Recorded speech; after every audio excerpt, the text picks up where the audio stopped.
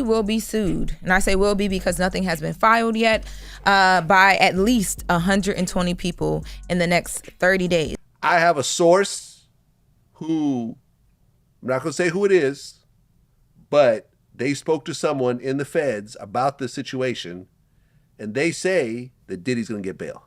The lights flashed, cameras rolled, and the world of hip-hop seemed unstoppable. But then came the shockwave. Sean Diddy Combs, one of the most influential figures in music, found himself at the center of a legal hurricane so fierce, it threatened to dismantle the empire he'd spent decades building. It wasn't just another celebrity scandal. This was the kind of courtroom drama that could send shockwaves through the entire entertainment industry. Racketeering, coercion, allegations of orchestrated misconduct that had media outlets scrambling for headlines. The charges were nothing short of catastrophic. But here's the kicker. Some people, like Vlad, weren't convinced the story would end the way prosecutors intended. Every time. Like, okay, so since a whole bunch of time has passed. Yeah. Right? What are the actual, see, I think because so much spaghetti's been thrown on the wall, and I think the Cassie video for people has said, okay, you're guilty of all this other stuff, and I don't think everybody knows what all the other stuff is. Diddy's reputation was undoubtedly at stake, but for Vlad, a seasoned figure in exploring the controversial sides of celebrity culture, there was something about the case that didn't sit right. While speaking with former NBA star Gilbert Arenas, Vlad expressed confidence in his assessment of the situation. He believed that Diddy would ultimately prevail in the RICO case, suggesting he had seen similar situations unfold before and was certain the accusations wouldn't stick. Vlad's take wasn't mere speculation. With years of experience interviewing artists, moguls, and industry insiders connected to Diddy, he approached the situation with a sense of authority. His analysis of the case, piece by piece, suggested he believed he had insight others were overlooking. For Vlad, the charges against Diddy, particularly racketeering, were not only severe but required an exceptionally high burden of proof. He emphasized that the prosecution needed solid evidence, not just rumors or circumstantial claims, and he dismissed much of what had surfaced as unsubstantiated or irrelevant. One notable aspect of the case, according to Vlad, was the unusual nature of the one-man RICO. Typically, RICO cases involve multiple defendants in a coordinated scheme. In Diddy's case, he was the sole person charged, which Vlad found highly irregular. Others in the entertainment world, like Boosie, had even referred to it as a bizarre instance of a RICO case. Vlad saw this as a major flaw in the prosecution's argument and questioned its validity. Listen, I've been saying this the whole time. I've been on Piers Morgan. I've done other podcasts. Like I do my own podcast. I say this. I'm like, I'm still not totally sure what he's being charged with. That's such a big deal to the point that he's in federal custody with no bail. I simply don't get it. It's a one-man RICO. He's charged a RICO and he's the only one charged. I've never heard of a one-man RICO before. Boosie calls it a freako. The situation involving Cassie, Diddy's former partner, also factored into public discourse. Vlad noted that many of the accusations tied to her didn't align with the legal parameters of the case, either due to statutes of limitations or their lack of direct relevance. He argued that some of the public focus on Cassie's allegations was an attempt to sway opinion against Diddy, rather than contribute meaningful evidence to the case. The prosecution's purported evidence raised further skepticism for Vlad. Allegations involving wild parties, coercion, or forced labor seemed exaggerated or disconnected from the core legal issue. He questioned whether such claims truly qualified as racketeering or were being inflated for dramatic effect. Vlad critiqued the notion of conflating workplace grievances or personality clashes with criminal behavior, pointing out that being a tough or demanding boss didn't equate to breaking federal laws. I'm saying he's going to either get a time served, he's either going to be found not guilty in court and walk free, or he's going to get a time served plea deal. Vlad also explored the deeper cultural and emotional dynamics surrounding the case. He acknowledged Diddy's reputation for being a relentless and uncompromising mogul, but he cautioned against criminalizing such traits without clear evidence of wrongdoing. While some felt Diddy's downfall was inevitable due to his controversial history, Vlad argued that such narratives were speculative and lacked proof.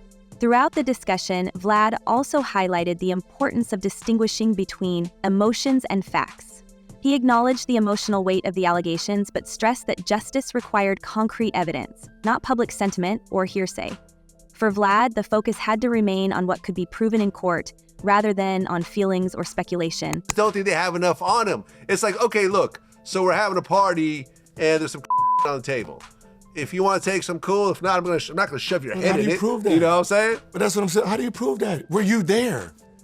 Are you holding from 7 years ago? Like that's what I'm saying. Like the things that people are saying, all that. We're talking about court of law now. And yet, for all his confidence, Vlad couldn't ignore the elephant in the room, the sheer scale of the backlash against Diddy. From former collaborators to industry insiders, plenty of people had come forward with stories that painted a less than flattering picture of the music mogul. But Vlad was quick to point out the flaws in those narratives. Still, the accusations didn't stop there. Stories about wild parties, questionable behavior, and behind-the-scenes power plays were flooding the media. And as more and more people chimed in, the lines between truth and fiction became increasingly blurred. It's like everyone's throwing spaghetti at the wall, hoping something sticks, Vlad said again, his voice tinged with frustration. But when you strip away the noise, what are you left with? A guy who threw some parties and made some enemies. That's not a crime.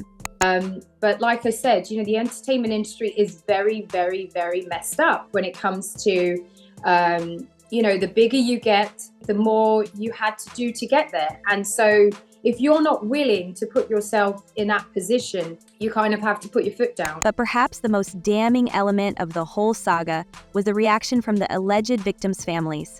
For them, this wasn't just a legal battle, it was a fight for justice, a chance to hold someone accountable for years of perceived wrongdoing. And while Vlad acknowledged their pain, he couldn't help but wonder if their anger was being weaponized. You've got families demanding justice, and I get it.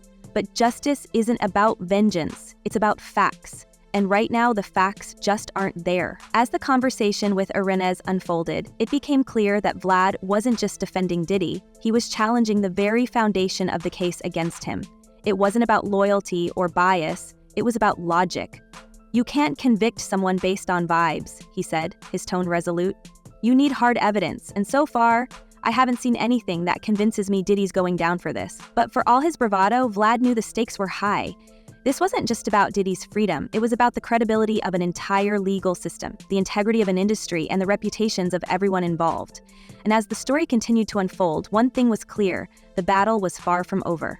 The accusations, the evidence, the power plays, it was all building towards something bigger, something that promised to reshape the narrative in ways no one could predict. And Vlad, ever the provocateur, was ready for whatever came next. I'm not surprised with the decision. I'm surprised that Judge Subramanian entertained it. He held a 2-hour hearing, which we were covering live, and he issued a 5-page written order.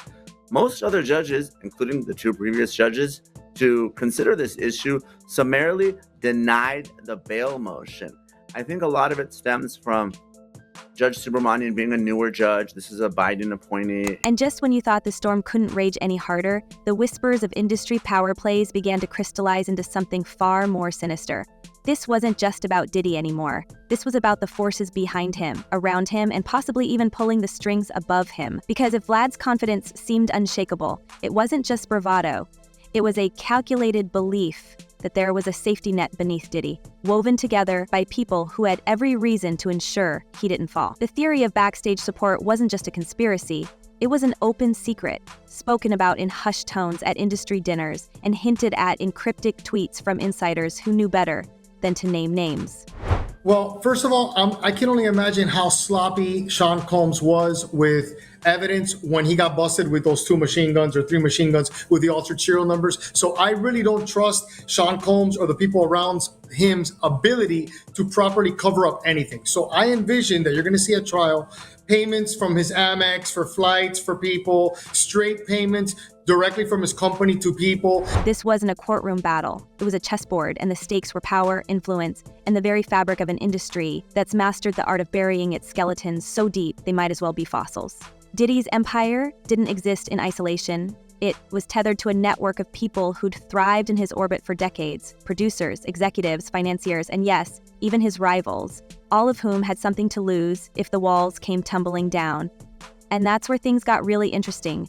Because if Diddy was guilty of anything, the question wasn't just what he'd done, it was who else had been in the room when it happened. Time frame is important because this happened in hotels, in places that have surveillance, that there's records that could be consistent with his testimony about when he alleges that these parties took place. He probably has his own his own information about who attended the events. When you're somebody like Sean Combs and you're such a celebrity and you're engaged in this type of behavior, people around you are memorializing it on their own. Take the infamous parties, for example. They weren't just gatherings, they were spectacles. Invitations were like golden tickets, whispered about in the weeks leading up to the events and dissected in the weeks after. They were the stuff of legend. But not the kind of legend you'd find in a glossy magazine spread. These were gatherings where deals were made, alliances were forged, and boundaries were blurred to the point of obliteration. And now those very parties were at the center of the controversy. The so-called freak-offs, as they'd been dubbed by insiders, weren't just rumors anymore. They were evidence. Or at least that's what prosecutors were hoping to prove. Everyone keeps saying to me, like, how did you keep, why did you keep going? Why were you there? I'm like, it literally is around me. If I don't stay at home, this is the atmosphere I'm in. Like, I have no choice. But here's the part no one talks about. Those guest lists weren't just high-powered executives and A-listers. They included the fixers, the enablers, the people who worked in the shadows to make sure everything went off without a hitch and, more importantly, stayed quiet. These were the individuals who made sure the right substances were available, the right people were in the room, and the wrong people never found out. And while they may not have been front and center in the spotlight, their fingerprints were all over the operation. Insiders whispered about how some of these players were paid handsomely, not just in currency but in favors. Career boosts, introductions to powerful allies, and quiet protection when things got dicey. And now, as prosecutors dig deeper, the fear among these shadowy figures is palpable because if one card falls, the whole house could come crashing down.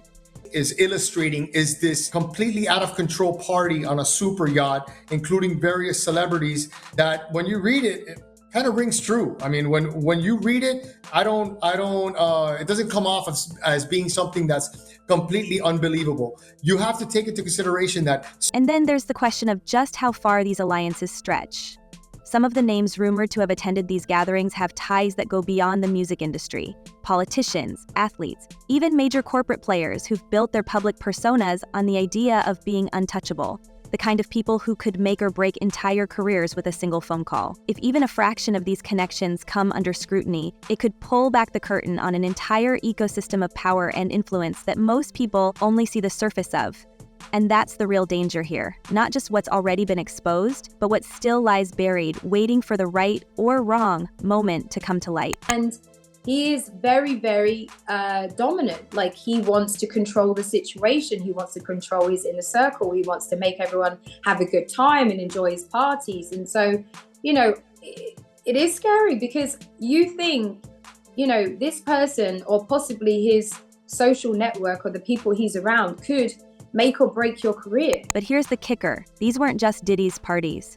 They were industry events, attended by a revolving door of A-listers, power players, and behind-the-scenes operators who had as much to gain, and potentially lose, from the night's proceedings as the man who hosted them. And that's where the theory of backstage support gained traction. Because if Diddy went down, who else would be dragged into the spotlight? The guest list alone could read like a who's who of modern entertainment, and the implications of those connections were enough to make even the most untouchable figures squirm.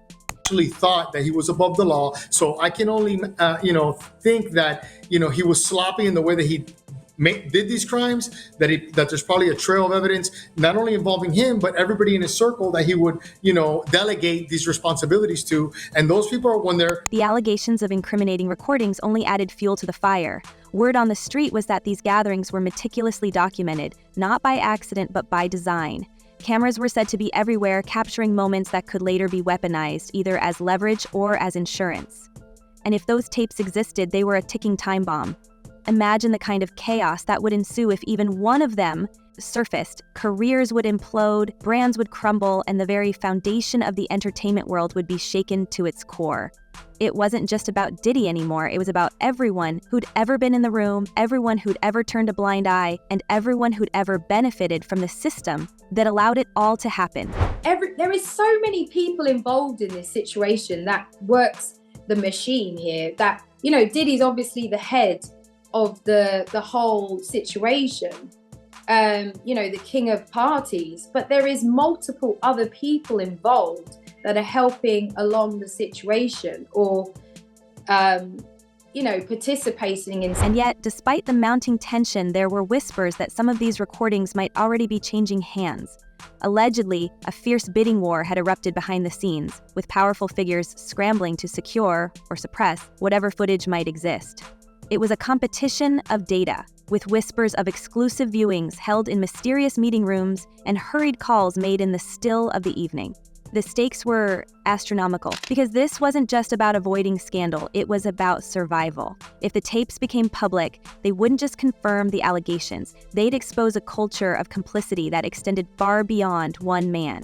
We have some major breaking news. Sean Diddy Combs has just filed a $100 million defamation lawsuit against NBC Universal for the making of Diddy, the making of a Bad Boy documentary. But let's not forget the most chilling part of all, the silence. The deafening, calculated silence from some of the biggest names in the industry. Sure, a few vocal supporters had come forward, but the overwhelming majority, not a word, not a tweet, not a sound. And that silence spoke volumes. Because in an industry where public perception is everything, saying nothing was as deliberate as saying everything. It was a strategy, plain and simple, a way to distance oneself without drawing attention. But for those paying attention, the silence was damning. It was a reminder that in the world of entertainment, loyalty isn't measured by friendship, it's measured by utility. And right now, Diddy was a liability. They go on to say, quote, it maliciously and baselessly jumps to the conclusions that Mr. Combs is a, quote, monster and a, quote, embodiment of Lucifer with, quote, a lot of similarities to Jeffrey Epstein. Yet for all the intrigue and speculation, the most unsettling question remained unanswered. Why now? Why, after decades of whispers and rumors, was the spotlight suddenly so blinding? Some believed it was the natural culmination of years of misconduct finally catching up to him.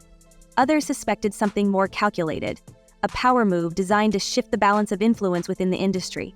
Because let's face it, in a world as cutthroat as entertainment, takedowns aren't accidents. They're orchestrations, and the bigger the target, the bigger the payoff for whoever pulls the strings.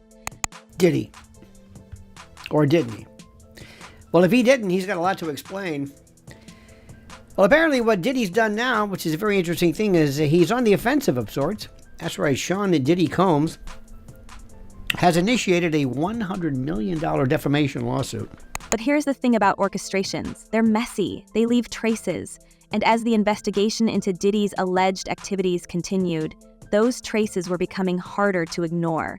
From the suspicious timing of certain lawsuits to the sudden willingness of former allies to speak out, the narrative was shifting in ways that felt less like justice and more like strategy. And that's what made this case so fascinating and so terrifying. Because if Diddy was guilty, he wouldn't be the only one. But if he was innocent, then someone, somewhere, had gone to extraordinary lengths to make him look otherwise. There's no evidence about it. I mean, what do you do when you think I did this stuff and there's no evidence whatsoever? You're out of your mind. You're crazy. There's no evidence of this. Now, his attorneys argue that the documentary maliciously portrays him as a monster and draws unfounded comparisons, they allege, to Jeffrey Epstein. Now, the lawsuit... So where does that leave us? With more questions than answers, more theories than facts, and more tension than any one case should reasonably hold. But one thing's for sure. This story is far from over, because whether Diddy walks free or goes down in flames, the fallout will be felt far and wide. And as the battle rages on, the only certainty is that no one, not Diddy, not his accusers, and certainly not the industry that made him, is walking away unscathed. What's really going on behind the scenes? Who's protecting who and at what cost? And most importantly, how deep does this rabbit hole go? Let us know your thoughts down below, and trust us, this is one you'll want to keep watching. See you in the next one.